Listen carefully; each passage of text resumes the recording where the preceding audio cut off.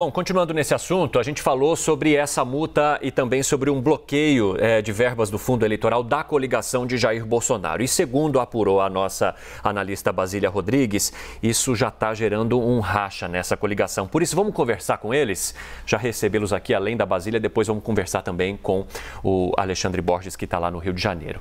Ô Basi, de que forma que essa punição, né, lançada depois dessa decisão de Moraes bateu dentro da coligação, dentro dos aliados do partido que representa Jair Bolsonaro? Muito bem-vinda.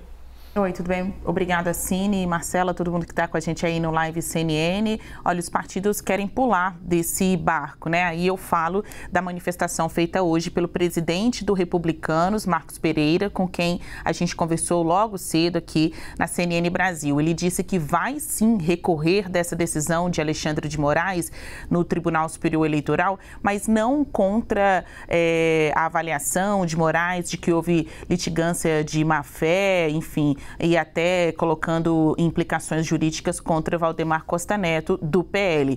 O pedido do Republicanos vai ser para que o partido seja retirado dessa ação, uma vez que o PL encampou a ação, o pedido, em nome de toda a coligação dos partidos que esteve com Bolsonaro na campanha. Então, a gente está falando de PL, Republicanos e Progressistas. Até o momento, eu entrei em contato com progressistas e não obtive resposta. O PL deve entrar com recurso no plenário, ao que tudo indica, para não ser multado, mas persistir com o argumento de que vê inconsistências nas urnas. O Republicanos tomou uma outra decisão. Vai recorrer exclusivamente para não ser tragado para dentro dessa história por ser da coligação de Bolsonaro. Pereira disse que por uma questão formal, para ele há um problema de formalidade, o Republicanos entrou no navio, mesmo sem nem ter sido consultado, de acordo com ele, sobre as razões que levaram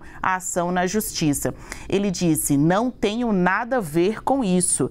A legenda só está na ação porque faz parte da coligação. E se eu tivesse sido consultado, ele que ressaltou por diversas vezes que o PL entrou na Justiça sem perguntar para nenhum outro partido da coligação se iria ou não à frente, ele disse que se tivesse sido consultado, a resposta do Republicanos era dizer que não. Lembrou também que no próprio 30 de outubro, dia do segundo turno das eleições, ele foi às redes sociais, Marcos Pereira, presidente do Republicanos, reconhecer a vitória de Lula em detrimento de Bolsonaro, que saiu perdedor das urnas, mas chamando atenção para o desempenho do Republicanos. É porque graças às urnas eletrônicas, o Republicanos conseguiu fazer uma bancada maior, tanto na Câmara dos Deputados como nas Assembleias Legislativas, mas principalmente conseguiu aí 2 governadores destas eleições, sendo que o principal trunfo, o principal símbolo de que as urnas foram corretas sobre a visão dos republicanos foi a eleição de Tarcísio Freitas no cargo de governador de São Paulo. Vocês que são aí de São Paulo, que têm uma interação maior com a política local, podem imaginar o tamanho da vitória de um partido como o Republicanos, que nunca esteve aí no centro, né, na cabeça das negociações de grandes questões nacionais, tomando para si o governo de São Paulo, sendo que era historicamente há décadas um estado governado pelo PSDB. Tem um impacto bastante grande, né? Se a gente for imaginar todo o cenário de décadas aí predominado pelo PSDB. Basília, vamos chamar Alexandre Borges também para falar sobre esse assunto com a gente. Ô, Borges, bom dia para você. Basília trouxe então esse bastidor falando republicanos que já tá querendo pular fora, né? Porque deu ruim. Vamos pular fora que é a melhor coisa, né? Porque, não sabia, não era bem assim. Depois que aplicou a multa, que mexeu ali no bolso, aí a coisa apertou entre os próprios aliados. Pois é, o presidente do Marcos Pereira, presidente do Republicanos, parece ter dito Valdemar, nunca ouvi falar, não conheço. Sei. Enfim, bom dia para você, Marcela, bom dia, Evandro, bom dia, Basília, bom dia a todos aí que já estão no esquenta aí para o Jogo do Brasil, né? Espero que os meninos do Ninho, Vinícius Júnior, Lucas Paquetá, brilhem hoje, particular. Qual é o seu palpite, Borges? Ah, olha, jogo que tem o Pedro sempre tem gol a favor, né? Então, se eles botarem o Pedro para jogar, pelo menos um gol a gente faz, né? Boa. Mas, enfim, olha, o que aconteceu é que a conta da irresponsabilidade chegou, né? Antes tarde do que nunca. O que acontece é que você tem uma litigância de má-fé, usando as palavras da decisão do ministro Alexandre de Moraes. Por quê? Porque não é um cidadão comum que tem dúvidas sobre as urnas. Não tem motivo para ter dúvida, mas é claro que todo mundo tem direito de ter dúvidas em relação a qualquer assunto. Não é o caso de Valdemar Costa Neto, que é um dos políticos mais experientes do Brasil, e do PL, um partido enorme, elegeu 99 deputados, tem... enfim, o PL tem acesso a todas as informações para saber, para ter absoluta certeza que as urnas que deram 58 milhões de votos a Jair Bolsonaro, que deram, por exemplo, aqui no Rio de Janeiro, deram mandato de governador para Cláudio Castro, que deram 99 vagas de deputado federal para o PL, eles sabem que não há, naquela filigrana técnica, naquela besteira dos logs que foi levantada, aquilo não tem nada que influencie o resultado da eleição. Além do que, tem uma sinalização muito estranha para a democracia brasileira quando um partido quer anular 60% dos votos dos brasileiros.